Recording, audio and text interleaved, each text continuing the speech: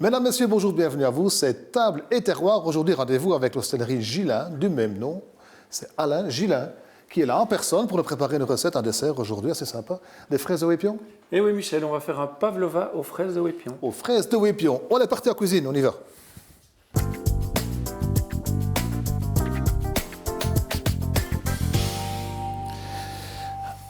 Alain, donc rebonjour Alain, donc tu viens tout droit de Lirou, Oui. Dinan, Ciné, c'est là-bas au-dessus. Sur les hauteurs. en Sur effet. les hauteurs. Oui, sur les hauteurs de Dinan, à mi-chemin, pas loin de l'autoroute. Pas Ton loin de la reste- 411, à mi-chemin entre Bruxelles et Luxembourg. Ton restaurant est là, ancré depuis 25 ans. 25 ans. En Oui. 92, tu m'as dit? 91, novembre 91. Ça fait 26 ans. Oui, oui, oui. Et alors, donc un restaurant qui a commencé avec uniquement un restaurant. Oui, au départ, bon, j'ai fait l'école hôtelière, passionné de cuisine depuis toujours. Mais la partie hôtellerie me faisait peur. J'avais l'impression que c'était une contrainte. Ah oui, oui. Quand la grosse panique. Une contrainte. Tu vois, tout le temps, quelqu'un présent dans la maison, tout ça. Je me Madame, dis, Madame Gillin n'était pas intéressée de faire l'hôtel plus que toi, non? Non, au départ, non. Je pense que je lui avais tellement dit que ça ne m'intéressait pas et que jamais je me risquerais à ça. C'est vrai. Et puis en final, la vie fait que tu réfléchis. On avait envie, nos affaires fonctionnaient pas mal, assez vite quand on a ouvert. En 2001, ton hôtel là. Fin des années 90. On a fait le projet en 97. 97. Et puis construit en 98, ouvert en janvier 99. En ayant réfléchi, à un moment, on a imaginé déménager parce qu'on avait envie d'un... 6 chambres, c'est bien ça? Oui, c'est ça. Oui, oui, oui. 3-4 étoiles? 3 étoiles. En fait, il nous manque l'ascenseur pour avoir les 4 étoiles. Mais malheureusement, on a construit, on n'a pas prévu l'emplacement. Et aujourd'hui, c'est compliqué pour 6 chambres d'aller Installer un ascenseur. installer un ascenseur. Oui. Donc voilà, donc un hôtel, un restaurant, 6 chambres, un restaurant, on l'a déjà dit, on va le redire quand même, une belle étoile qui est confirmée dans le guide rouge, le Michelin, pardon. Et là, tu as donc une cuisine gastronomique hein, Oui, ça fait... qui est reconnue. oui, je pense, 18 ans quand même, cette étoile ne nous a pas quittés. Et voilà, une présence. Je suis toujours présent dans ma cuisine, dans ma maison.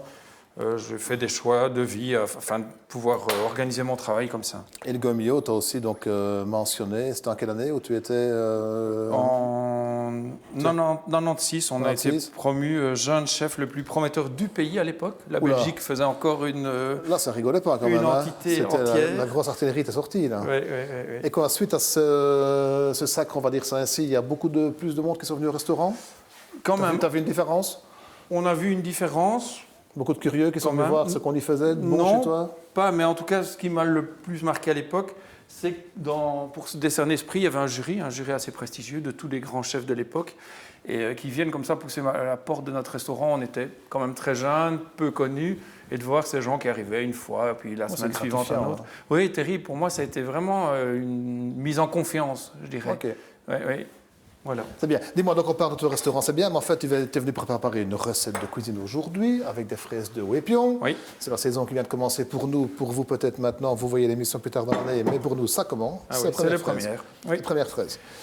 Dis-moi, donc tu vas faire, c'est quoi le pavlova? Pavlova aux fraises. Donc c'est Pavlova. une meringue moelleuse. Alors ça, c'est une recette qui me vient d'un chef que j'estime beaucoup, qui était Claude Dupont, avec qui j'ai travaillé pendant 4 ans à la basilique de Kuckelberg, qui avait 2 étoiles et qui était pour moi tout ce que j'adore dans un cuisinier, c'est-à-dire un peu une grande gueule mais un cœur tendre. Donc Ok. un type qui savait nous faire avancer, mais qui savait aussi être très reconnaissant de ce qu'on c'est bien. faisait. J'ai passé là-bas 4 années formidables et je lui dois beaucoup de choses. Et ce pavlova aux fraises pourrait presque s'appeler le pavlova Claude Dupont. Et tu as été pas loin de chez lui aussi, chez Bruno, alors. Oui, j'avais été avant placé en stage chez Bruno et c'est ça qui a vraiment orienté, je pense, ma carrière. Parce que moi, je ne savais pas Confirmé. ce que c'était la gastronomie quand j'étais jeune. Tu as fait hôtellerie, donc un humaniste à l'EHP de Namur. Oui, donc après Mareto, 2 ans, au milieu, donc après une année, ils nous ont envoyés en stage et ils m'ont envoyé chez Bruno. Alors moi, j'avais jamais, enfin, je ne savais déjà pas ce que c'était une étoile Michelin à l'époque. Donc je suis entré là. Et Là, il y en avait 2 à l'époque. Il y en avait 2, oui, c'était avant qu'il ait sa 3e étoile. Et vraiment, je pense que ça a orienté vraiment mes choix de Super, carrière. félicitations. Merci. Et madame travaille en salle avec son Oui. équipe de salle. Mon Et épouse, elle adore le vin, elle conseille les clients sur le volet à Corvin aimé. Oui, oui, oui. Et elle adore l'Orval. Oui. Pour avoir pu en déguster un très bon, qui avait quelques années d'âge, je peux vous confirmer, mesdames, messieurs, c'est pas des gourmets, mais ils ont des bons Orval. Voilà, elle a su te séduire avec son Orval. Enfin, te surprendre, je dirais. Bon, allez, c'est parti pour la recette. On y là. va. On est parti. Donc, voilà, je viens de nettoyer les fraises. On va fouetter de la crème qu'on va laisser tout à fait nature, sans sucre. On a préparé un petit coulis de fraises. Ça, je dirais, pas de secret. Prenez les fraises. Moi, Ah, tu peux le dire quand même. j'évite d'y ajouter... Explique-nous comment tu fais un coulis de Un fraises. coulis de fraises, je fais fruits et sucre. C'est-à-dire, j'ajoute pas de sirop. Souvent, pour faire Des fraises plus mûres, un peu bleues déjà? Oui, des fraises bien mûres. Moi, je préfère y ajouter du sucre et le laisser bien Une épais. variété spécifique ou n'importe laquelle? Toujours, je préfère travailler un produit de qualité, donc La avec Wipion. Wipion, oui, évidemment pour Tu le moment. choisis dans la Wipion, tu choisis encore une variété dans la Wipion ou pas? Non, ça, je dirais que les variétés, c'est quand même fort selon les saisons. Hein. Ok. Chaque variété a quand même son d'accord. moment. De cueillette idéale. Oui, absolument. Et alors la meringue, je dirais. Attends, on finit par le coulis, t'as pas achevé. Dis-nous comment tu fais un coulis final. Donc fraises, sucre, mixé, passé au Simplement, chinois. Voilà. un peu citron. Un petit trait de citron pour celui qui aime bien. Voilà. Je dirais que ça dépend aussi un peu de la fraise, de la saison. Et c'est surtout, moi je trouve, c'est le goût. Dans une cuisine, on a parfois tendance à l'oublier, mais il faut goûter ce qu'on fait. Moi je trouve que ça reste Donc une on a règle. ce fameux coulis ici. Oui, une règle d'or, parce que c'est vrai qu'on peut déterminer des mesures, des tas d'histoires, mais je pense qu'en final, c'est quand même ce qu'on goûte. C'est la saison des fraises, c'est pas des Espagnols. Hein. Ah non, on évite. Donc voilà, bon, c'est qui bien. concerne les fraises, on fait un coulis avec une partie, on en garde une partie entière qu'on mettra en décoration. On essayera de dresser en fonction du calibre pour avoir un beau résultat. Je l'ai dit, on va fouetter une crème tout à fait nature, puisque c'est une meringue qui est quand même relativement sucrée. Donc on a ce contraste entre la fraîcheur du fruit, le sucré de la meringue. On la monte maintenant? Oui, on va lancer ça comme ça. Et on montrera après comment elle est à cœur, ta meringue. Ce serait intéressant de la couper et pouvoir montrer. On en coupera une pour vous montrer. Patientez quelques minutes. Bon, allez, la meringue. Meringue avec un sucre à froid. Oui. Donc c'est pas de la meringue italienne. Non, on y va, Michel. Oui.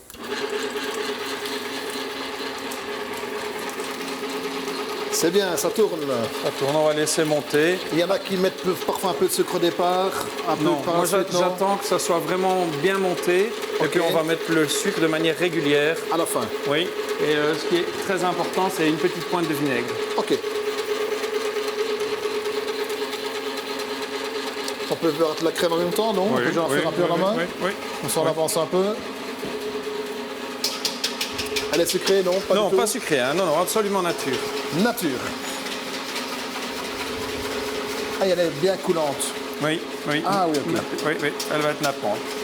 J'ai goûté son dessert déjà une fois chez lui. C'était très très bon. Très bon.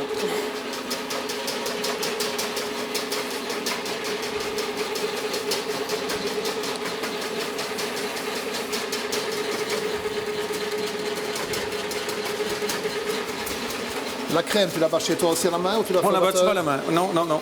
Pour les desserts, en tout cas, quand on utilise la crème battue telle qu'elle, pour la dame blanche, on a aussi une grande spécialité avec la dame blanche. Et on fait toujours ça à la main. Et puis, tu sais, il y a une chose que je trouve importante pour un cuisinier à l'heure actuelle chez les jeunes, c'est de savoir fouetter. Je trouve que ça, c'est vraiment un geste. Pour moi, c'est un geste de cuisinier et il faut que les jeunes s'habituent à fouetter. Première fraise au épiron de l'année. Et oui, allez, bon appétit, Michel.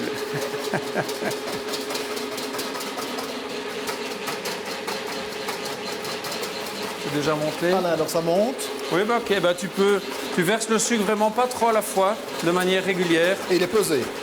Oui, voilà, jusqu'au bout.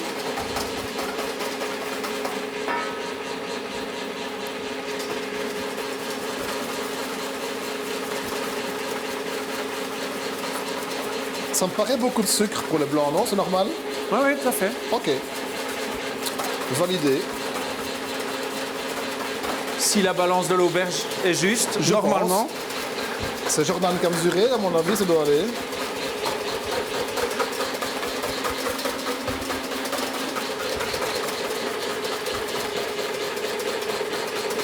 On laisse tourner encore longtemps, là? Un petit peu, oui, j'arrive. Dès que la crème est bonne, je vais venir terminer.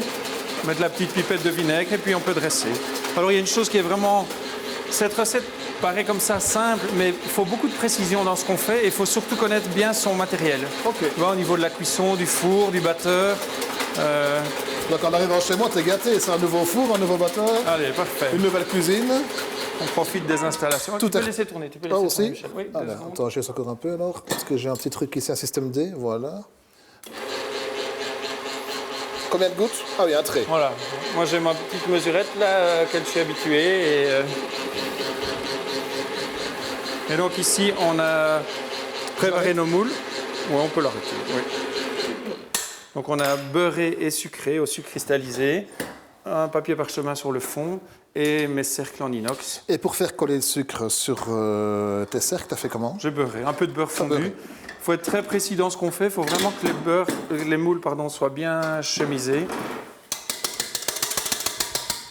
Voilà, cher super. ami. Oui, je veux bien la poche et la spatule, Michel, s'il te plaît.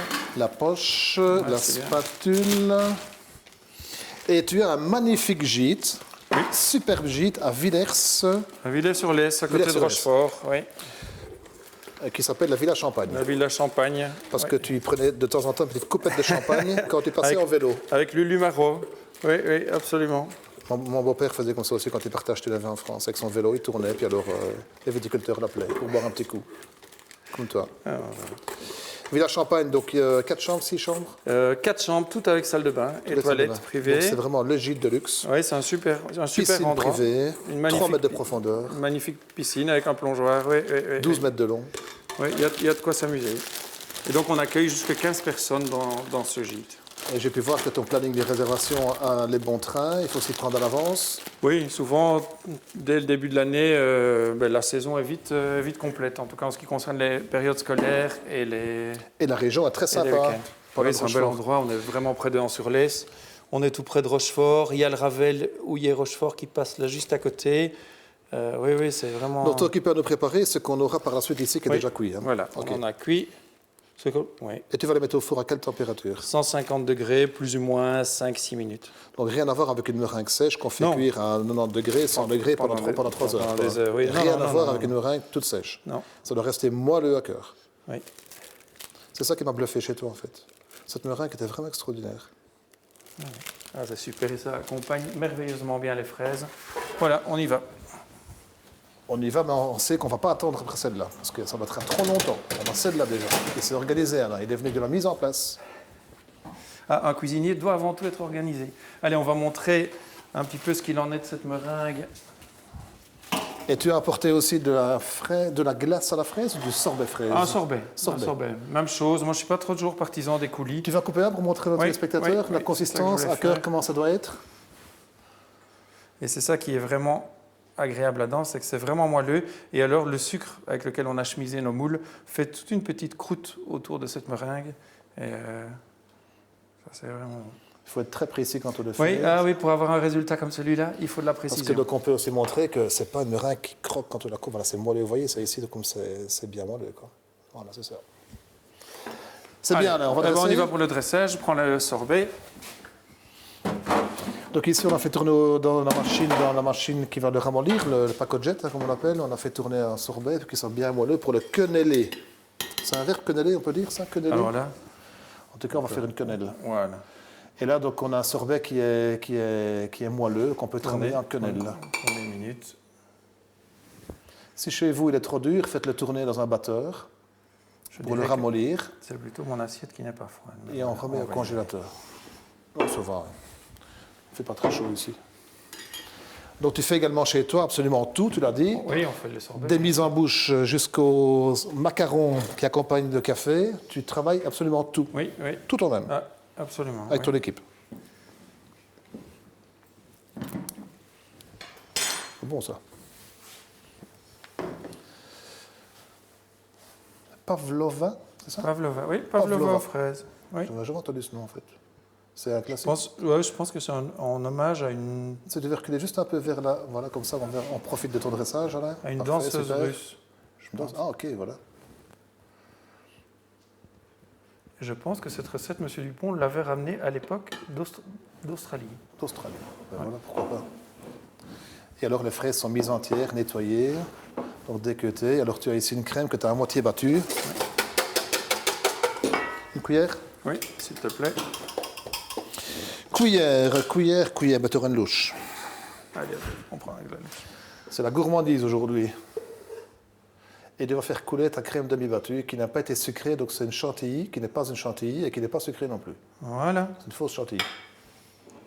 On aurait pu mettre une petite touche de verdure avec une belle pluche de menthe. Et un peu de crumble si on veut aussi, pourquoi pas. Oui, bien sûr, on peut y ajouter... Tout ce qu'on veut. Voilà. Eh ben, je propose Alain que tu rappelles les étapes marquantes de la recette et puis je m'en irai à la cave. Eh ben, donc, dans un premier temps, on réalise un coulis de fraises, on lave quelques fraises, on fouette à 3/4 de la crème nature, On réalise un petit sorbet aux fraises. Et pour la meringue, bien chemiser ses moules, beurre et sucre. Battre la meringue. Ajouter le sucre une fois que les œufs sont déjà montés. Et une petite pointe de vinaigre. Voilà. Parfait, bien résumé Alain. Tu t'en vas, Dinan, t'es reparti chez toi? On va aller sur les hauteurs. Je m'en vais à la cave. Allez. À bon retour. Merci à Michel. très bientôt et merci beaucoup. Un grand merci de ton Au revoir, invitation. Alain. À bientôt.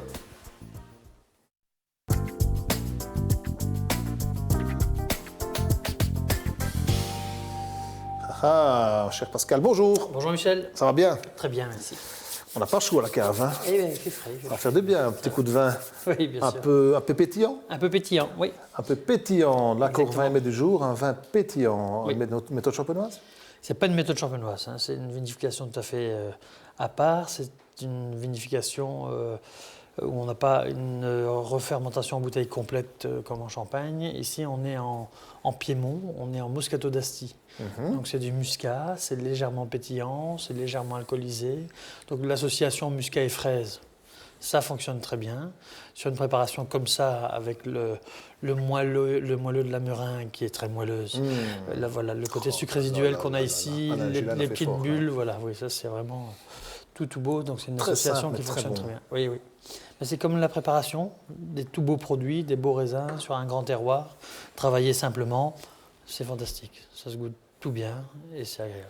Et je voyais 5 degrés et demi, si je ne me trompe Oui, pas. c'est ça. C'est vraiment très peu. Ça s'appelle encore du vin ou Oui, on appelle ça du vin? oui, une fermentation, donc Ok. ça s'appelle du vin. Et pourquoi si peu? C'est Parce une que- volonté des viticulteurs? Oui, bien sûr, parce que tout le sucre n'est pas transformé en alcool, donc c'est pour ça qu'il y a du sucre résiduel, donc non transformé dans le vin. C'est un peu Donc muté? ça fait ça. C'est pas muté du tout, du tout. Donc c'est juste la fermentation, le début de la fermentation des sucres qui fait qu'on a cette effervescence et ce degré alcoolique très bas. Et donc comme la fermentation est arrêtée, eh bien on a un degré d'alcool très bas et on a un peu de sucre résiduel.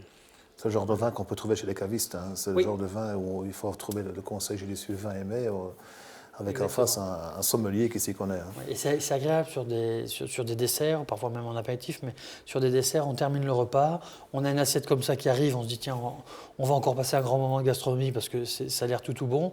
On boit un vin léger en alcool, plein de parfums, un peu pétillant, désaltérant, c'est juste tout bon, quoi.